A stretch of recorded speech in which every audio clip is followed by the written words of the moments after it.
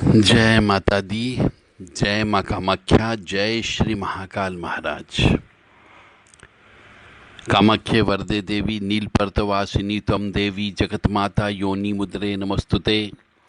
कामाख्ये काम संपन्ने कामेश्वरी हर प्रिये कामनाम देहि मे नित्यम कामेश्वरी नमस्तुते। कामदे काम रूपस्ते सुभगे सुर सेविते करोमि दर्शन देव्यम सर कामार सिद्धयेत। ओम महेशानी महामाये चामुंडे मुंडमालिनी आयु आरोग्य ऐश्वर्य देहि में देवी परमेश्वरी। काली काली महाकाली काली के पापनाशिनी खड़ग हस्ते मुंड हस्ते काली काली नमस्तुते। ओम मृत्युंजय महादेव त्राहि मां शरणागतम जन्म मृत्यु जरा व्याधि पीड़ितम कर्म बंधने। सत्यवाणी चैनल के माध्यम से आप आज ज्योतिष का रहस्यमय ज्ञान सुनोगे। ज्योतिष का रहस्यमय ज्ञान, जो ज्योतिष में इंटरेस्ट रखते हैं उनके लिए बहुत ही इंटरेस्टिंग चीज है। ज्योतिष सीखने वालों के लिए एक ऑफर है कि 1 जनवरी से 30 जनवरी तक, 1 जनवरी 2024 से 30 जनवरी 2024 तक मध्य प्रदेश में बुधनी नामक शहर में ज्योतिष सिखाने की कार्यशाला रखी गई है। यही ज्योतिष रहस्य 1 महीने तक रहना खाना पीना सब कुछ उसमें शामिल है और उसकी फीस जो है हमने 15,000 रुपये रखी गई है 1 माह के लिए। वहीं पर ही रहना है, वहीं पर ही खाना पीना है और ज्योतिष 1 महीने में हम आपको सिखा देंगे।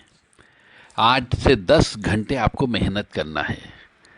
तो जो भी ज्योतिष सीखना चाहता हो संपर्क कर सकता है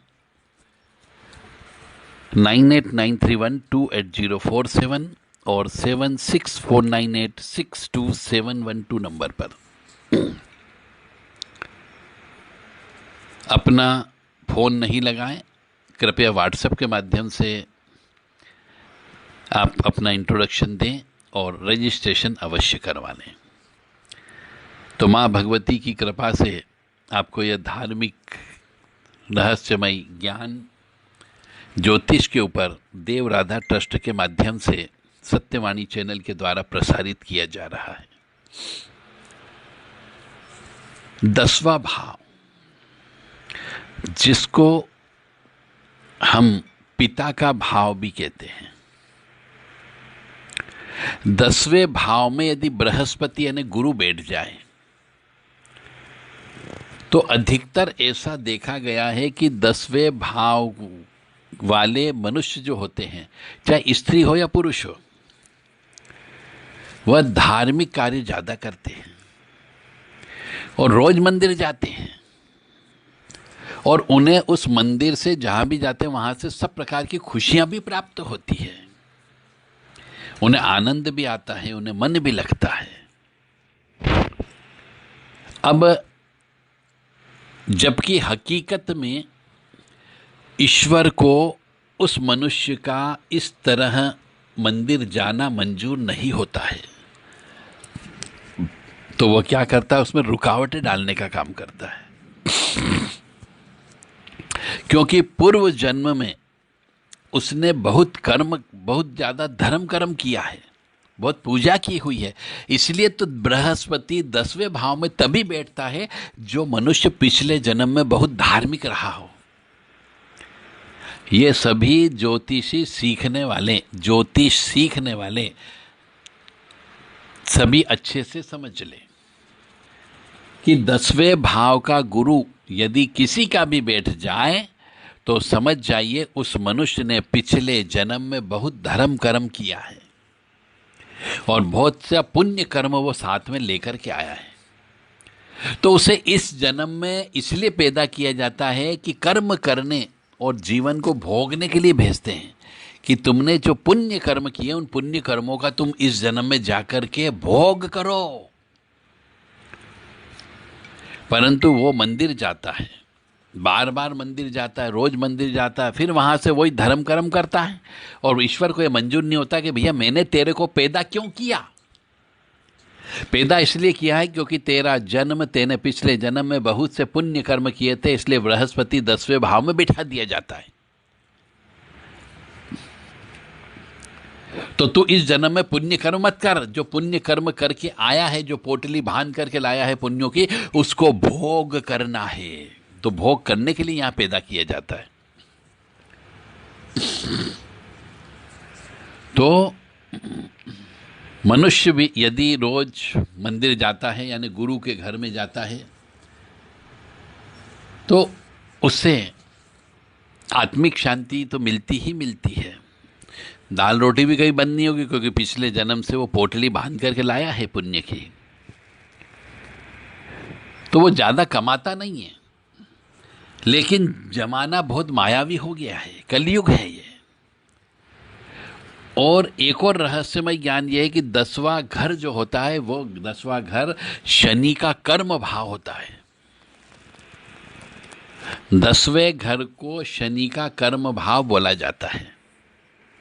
इसलिए शनि के गुण यदि उस मनुष्य में आ जाए, तो वो मनुष्य लग्जरियस आइटम को प्राप्त करता और भोगता है। अब शनि के गुण का मतलब हो गया लग्जरियस आइटम, यानी शुक्र। उसको शुक्र की प्राप्ति स्वतः हो जाती है।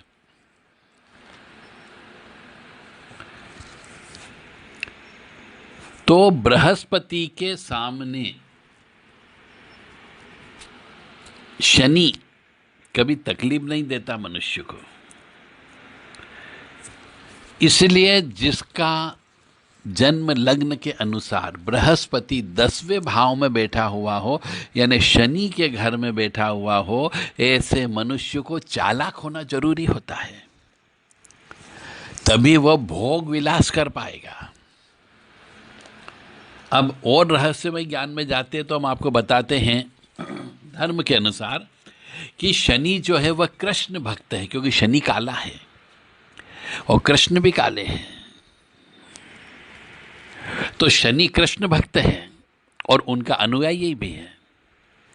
और भगवान कृष्ण ने भी क्या किया था, कर्म पथ का संदेश दिया था कि कर्म करो।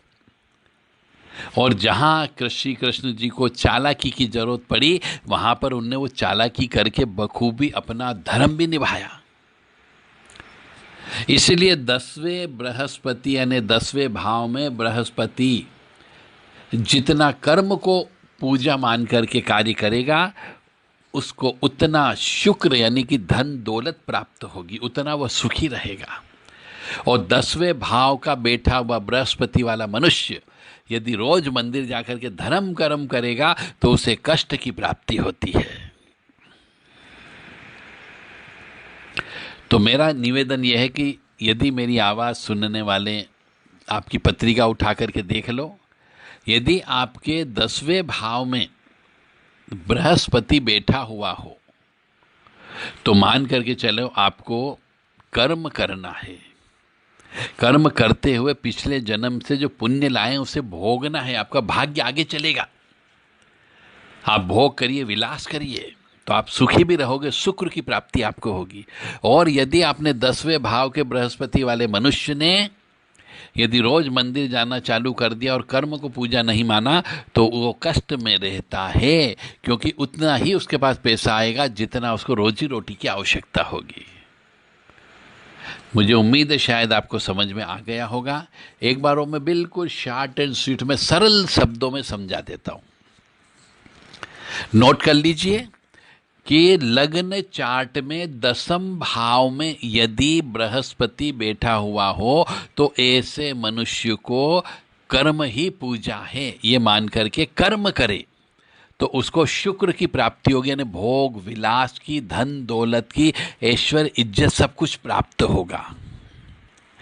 और यदि 10वें भाव वाला मनुष्य, 10वें भाव में गुरु बैठा हुआ मनुष्य यदि रोजाना मंदिर जाना लगता है और मंदिर में ही सेवा करने लग जाता है, तो उसके जीवन में शुक्र की प्राप्ति नहीं होगी। वह उतना ही पैसा उसके पास आएगा जितना उसने कर्म किया है, और अपने पुण्य की गठरी को वापस लेकर के चला जाता है। जय माता दी, जय माँ कामाख्या, जय श्री महाकाल महाराज।